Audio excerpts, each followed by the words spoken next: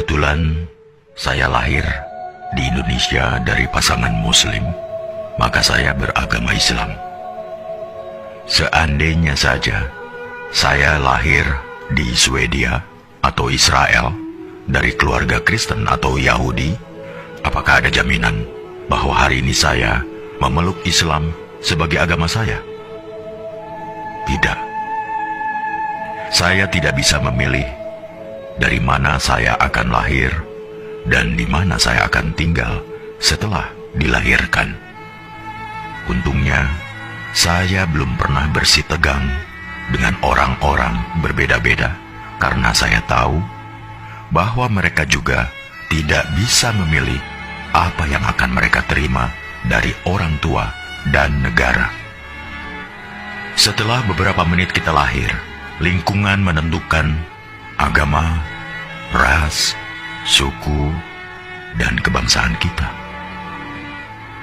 Setelah itu, membela sampai mati segala hal yang bahkan tidak pernah kita putuskan sendiri. Sejak masih bayi, saya didoktrin bahwa Islam adalah satu-satunya agama yang benar. Saya mengasihani mereka yang bukan Muslim, karena mereka kafir dan matinya masuk neraka. Ternyata, teman saya yang Kristen juga punya anggapan yang sama terhadap agamanya. Mereka mengasihani orang yang tidak mengimani Yesus sebagai Tuhan, karena orang-orang ini akan masuk neraka. Begitulah ajaran agama mereka berkata. Maka, bayangkan, jika kita tidak henti menarik satu sama lainnya agar berpindah agama. Bayangkan jika masing-masing umat agama tidak henti saling beradu superioritas seperti itu. Padahal tak akan ada titik temu. Jalaluddin Rumi mengatakan, kebenaran adalah selembar cermin di tangan Tuhan. Jatuh dan pecah berkeping-keping. Setiap orang memungut kepingan itu, memperhatikannya, lalu berpikir telah memiliki kebenaran secara utuh. Salah satu karakteristik umat beragama memang saling mengklaim kebenaran agamanya. Mereka juga tidak butuh pembuktian, namanya saja iman. Manusia memang berhak menyampaikan ayat-ayat Tuhan, tapi jangan sesekali coba menjadi Tuhan. Tidak usah melabeli orang masuk surga atau neraka, karena kita pun masih menghamba. Latar belakang dari semua perselisihan adalah karena masing-masing mengklaim golonganku adalah yang terbaik, karena Tuhan sendiri yang mengatakannya. Lantas, pertanyaan saya adalah, kalau bukan Tuhan, siapa lagi yang menciptakan para Muslim, Yahudi, Nasrani, Buddha, Hindu, bahkan ateis, dan memelihara mereka semua sampai hari ini? Agama apapun tidak ada yang meragukan bahwa Tuhan itu Maha Kuasa dan Maha Segala-galanya.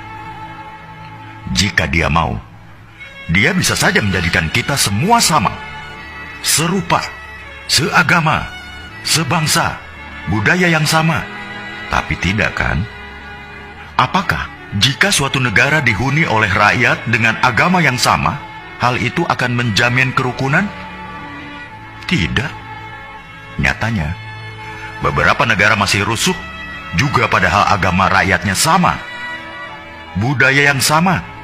Karena, jangan heran, ketika sentimen mayoritas versus minoritas masih berkuasa, maka sisi kemanusiaan kita mendadak hilang entah kemana. Bayangkan juga seandainya masing-masing agama menuntut agar kitab sucinya digunakan sebagai dasar negara, maka tinggal tunggu saja kehancuran Indonesia kita. Karena itulah yang digunakan negara dan mengambil kebijakan dalam bidang politik, hukum, atau kemanusiaan. Bukanlah Al-Quran, Injil, Tripitaka, Weda, atau kitab suci sebuah agama, melainkan Pancasila, Undang-Undang Dasar 45, dan semboyan Bhinneka Tunggal Ika. Dalam perspektif Pancasila, setiap pemeluk agama bebas meyakini dan menjalankan ajaran agamanya. Tapi mereka tidak berhak memaksakan sudut pandang dan ajaran agamanya untuk ditempatkan sebagai tolok ukur penilaian terhadap pemeluk agama lain.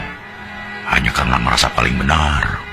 Misalnya umat agama A tidak berhak mengintervensi kebijakan suatu negara yang terdiri dari bermacam-macam keyakinan. Suatu hari di masa depan, kita akan menceritakan pada anak cucu kita betapa negara ini nyaris tercerai-berai bukan karena bom, senjata, peluru, atau rudal, tapi karena orang-orangnya saling mengunggulkan, bahkan meributkan di media sosial. Ketika negara lain sudah pergi ke bulan atau merancang teknologi yang memajukan peradaban, kita masih sibuk meributkan soal beragama. Kita tidak harus berpikir sama, tapi marilah kita sama-sama berpikir. Apakah kita sesama anak bangsa terus-terusan bertikai? Bila renungan tentang hal ini baik, tolong sebarkan ke saudara, teman-teman, grup, atau siapa saja yang masih ingin kedamaian di bumi pertiwi di Indonesia yang kita cintai ini.